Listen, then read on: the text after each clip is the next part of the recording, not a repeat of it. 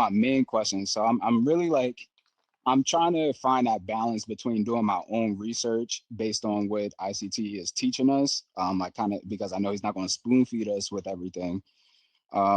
So I've been kind of doing research with the 5-day ADR. Like I usually have that on my chart. So lately I know he's been teaching the quadrants and 16s. And I saw that if you actually like, if you measure the 5-day ADR and you put the 16ths on them, you'll see how price like really respects those levels.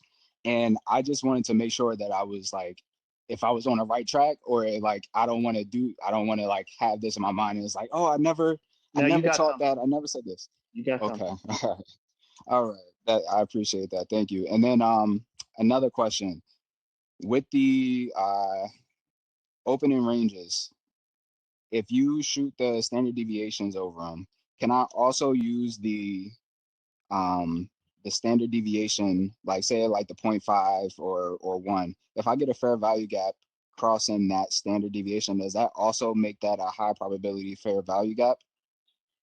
If any PD array that I teach or have taught, if they lay over top of a gradient level like you're describing and how I teach, we Mm. can do it on ranges, we can do it on gaps, we can do it on an inefficiency where there was absolutely no trading at all because like a new week opening gap, we're now printed in an area where there's two price points and nothing in between. You can do that too. But wherever these gradient levels are, that's your grid. Mm. So as soon as you start seeing the market lay down these PD arrays, whether it be an order block, a fair value gap, or whatnot, a wick, that's the way it kind of highlights it. It illuminates it from the chart for you.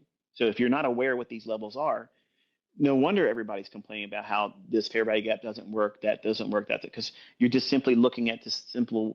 It's there, I can see it, but is it anchored to anything behind the scenes? If it's not on one of these levels, these gradient levels, there's no importance of place. There's no importance that should be placed upon it. Okay. All right. I thank you. I appreciate that. And I guess I just had one last question. So right now, I mean, I trade the macros mainly. One of the, or the two macros that I've been kind of trying to engage with, but I still kind of stay away from it, is the lunchtime macro and the end of the day macro, because the time range it's easy for me to trade within those 20 minutes and be disciplined within that. But I feel like I lose myself a lot more, or a lot easier, within the lunchtime and the end of the day, because it's a longer range. Now I know you mentioned that like one of the characteristics for the lunchtime is to look for like a 10 o'clock low or just get like a small retracement. But does that make like any of the PD during that time, does that mean any of those PD arrays that you see also like from 11:15 to 1:30, any of those PD arrays become high probability because it's during that macro time? Or should I also be looking, or like, do I wait for like 11:50 to 12:10 to I guess like look for more of those specific setups? Like I don't know if that makes sense. Well, you said uh, 11:15 to 11:30 macro time. There is no 11:30 and 11:15 macro time. Um, there's a lunch macro. It's the 2 hour interval. That's where you're focusing on very specific things, and the criteria is the retracement of whatever was priced in the direction from this morning.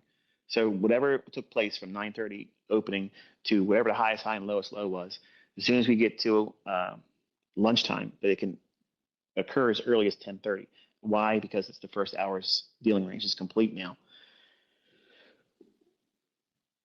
I don't Okay, know. yes, that's what I When you had said meant to macro say. time, I want to correct you. I didn't want to over talk Yeah, yeah, you, but that's the first thing I want to correct on. But now, if you could go back and say what yes, you were going to say, I'm sorry. yes. So I didn't mean that. No, My no, I whole get thing, it. I wanted to say the macro time, what like that whole macro in general. Yeah. If all the PD arrays that I'm seeing within that, if that like there, you know how there's no time distortion, or is there considered like time distortion within that PD array? So like any other, or not within the PD array, but within the macro, is there any such thing as time distortion within that, or every PD array that I'm seeing is considered like high probability during that time, like during that lunch macro time? During the lunch hours, the 2 hours of Lunch lunch. hours. Yeah.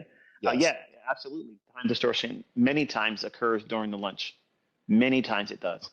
The majority of it's Okay. going to happen there or before news. Like usually it's like a 10 o'clock news event that comes out or 9:45. There's those weird ones that come out around that time.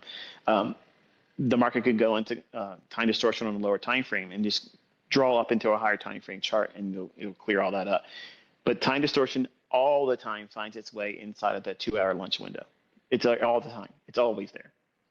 It's sometimes it's protracted, in a longer portion of the range of time in that lunch hour, but it's always making itself known there. Okay. All right. And then very If you look sorry, at it this is right my now, very last look at question. it right now. Look at your 1 minute chart for MNQ. We're in Hmm. time distortion right now on the 1 minute chart. It's using that fair value gap that was given to you today at, what is it, 12 minutes after 11 a.m. If my eyes aren't failing me. Hmm. It's just consolidating around that. That's time distortion. So what is it doing? Go up to a 5 minute, go up to a 10 minute, go up to a 15 minute, and it'll clear all that up for you. And we're during Okay. the lunch macro. We still have like a half an hour, not even a half. We get like 10 minutes, and it's over. Then we start our opening range for the PM session. All right. Go ahead. Those were my main questions. So I appreciate that, man. Thank you. You're very welcome.